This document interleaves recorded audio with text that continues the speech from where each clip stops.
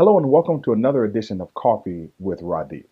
I'm Dr. Rhadi Ferguson, a 2004 Olympian, a four-time national judo champion, a Brazilian Jiu-Jitsu black belt, and a motivational speaker, author, and coach. I would like to speak with you about something today that is very important, but before I do that, I would ask you to think about getting my book, Coffee with Rhadi. As a matter of fact, if you look at the website below, www.coffeewithradi.com, you can venture there and you can find my book, Coffee with Rhadi. I also wrote a book that helps out athletes and coaches and those in relationships with athletes called Enhance or Destroy: Relationship Lessons from an Elite Athlete. Please check out both books, and they're both available at coffeewithradi.com. You can also check amazon.com. Now, here's what I would like to do. Just a quick review. Yesterday in Coffee with Rhadi, I talked about the topic of watch your mouth. And watch your mouth, I really addressed the messages that you tell yourself. And then also in watch your mouth, I said, and watch the mouths around you.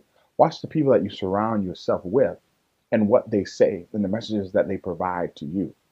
And the third thing in a review is to make sure that your behaviors are congruent with what you say. You want to make sure that you have what's called behavioral congruence. You want to make sure that when you say a thing, you have personal integrity about what it is that you say and that you keep in line and stay in line with what you say. Here's what I want to talk to you about today. Piggybacking off of yesterday, today I want to talk to you about your personal computer. So your mind is your CPU. It is your central processing unit. In your computer, the only things that can run, the only things that can execute, the only things that can happen, the only things that can function are the things that you put in via programming.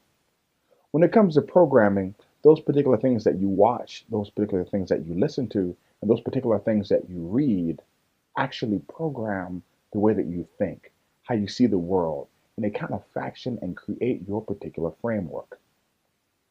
More importantly than anything is what you read. We see things all day. There are certain things that we just cannot remove from our personal visual landscape. When you walk outside, if a dog runs past you or run past you in your driveway, you can't stop that. You can't create it. What happens, happens. The one thing that you can really create and you have control over is what you read. Now, I can tell you this. If you want to lose my friendship in any form or fashion, there's only one thing that you have to say. I have a younger cousin who I've spoken with. He's a student at Florida State.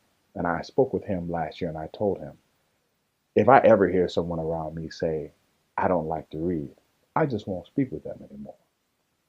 It's not that I'm removing them from my life. I'm just not actively trying to pursue a relationship where someone always wants to come to the table with a knife and fork, but they never want to bring a casserole or a dish. I've had one person tell me before, I really don't like to read.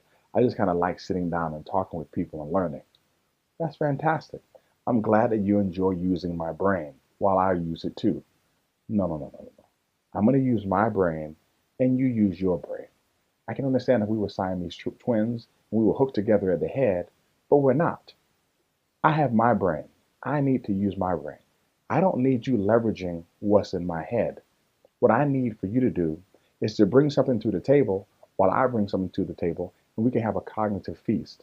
If I'm reading and you're reading and we both get together, then we're growing. If I'm reading and you're not reading, all you're doing is siphoning and taking away from what I'm getting. You're never bringing anything to the table. There's a level of selfishness there that a lot of people do not recognize that they have.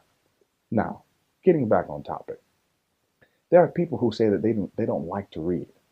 First and foremost, coming from an historically black college, I got my undergraduate degree and my master's degree from Howard University.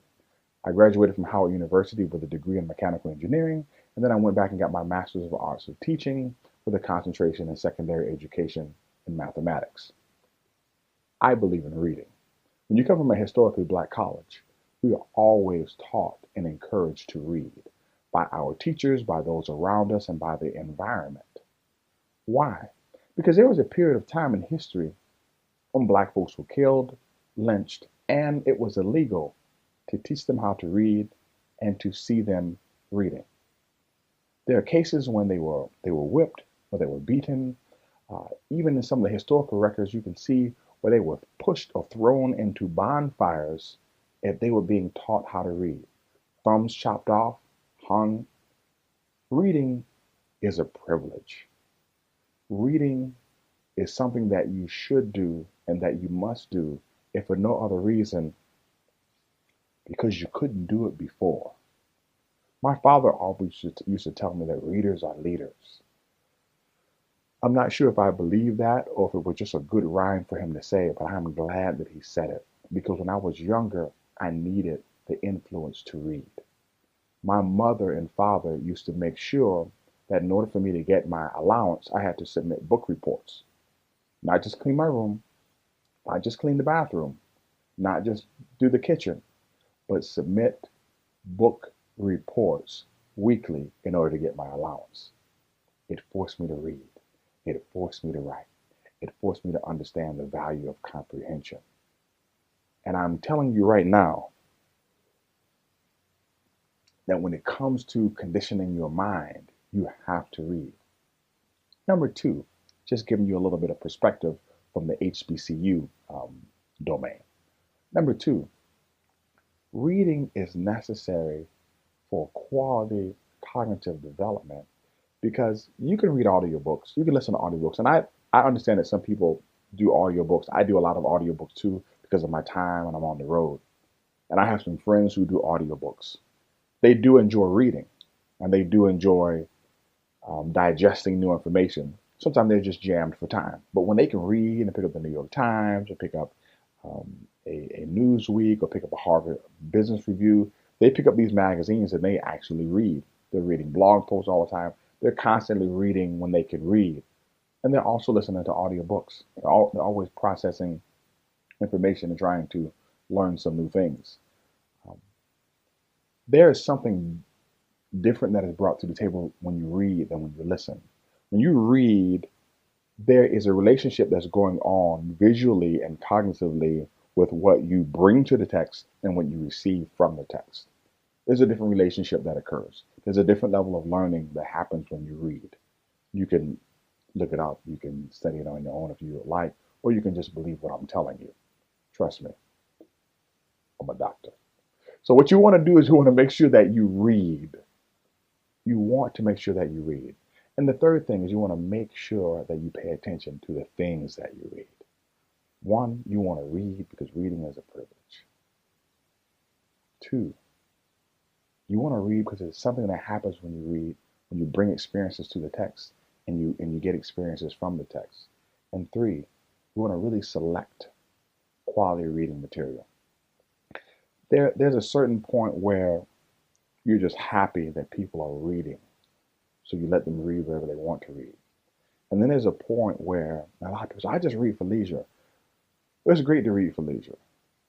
It's fantastic. However, you also need to read for edification. You need to read for edification so that you can be edified. So that when you interact with other individuals, you can bring something and just not walk into a conversation with back and forth. There's nothing, unfortunately, I'm just going to, listen, this is my show, so I'm going to give it to you real. Um, as a matter of fact, I won't even give it to you real. I give it to you the way somebody gave it to me real. All right. A female friend that I have, she says, because that's what my friends from school call me. She said, I meet some of these guys out here, and there's nothing more unattractive than somebody who doesn't read. You sit down at the dinner table and they don't have anything to talk about. They can't talk about the last book that they read. They can't talk. They just want to talk about the last movie that they saw. Don't be that guy. Be the person that comes to the table talking about the last book that you read. I mean, recently I just put a post on Pro MMA Now. I write for a mixed martial arts blog that's syndicated by the USA Today. And I mentioned the top 10 books that I believe that athletes and coaches should read in 2014. And I was just absolutely shocked by the response. People were just so enthused about the reading list. And they told me they bought the books and they've jumped on them and they started reading. And I'm happy to know that there are individuals out there who understand that training doesn't just occur in the psychomotor domain, it also occurs in the cognitive and the affective. And if I can encourage you to do anything, please, please read. And if you don't like me and you don't want me to hang around you and you don't want us to converse, just walk up to me and say, hey, Rhadi, I don't like to read. And I will understand. And I'll walk away and we'll be just fine until you begin to like it. And for those who do enjoy reading, absolutely fantastic, please get your hands on my book, Coffee with Rhadi, which can be found at the website below, www.coffeewithrhadi.com. I can assure you that the book will not only be entertaining, but also edifying. Take care and have a super fantastic day.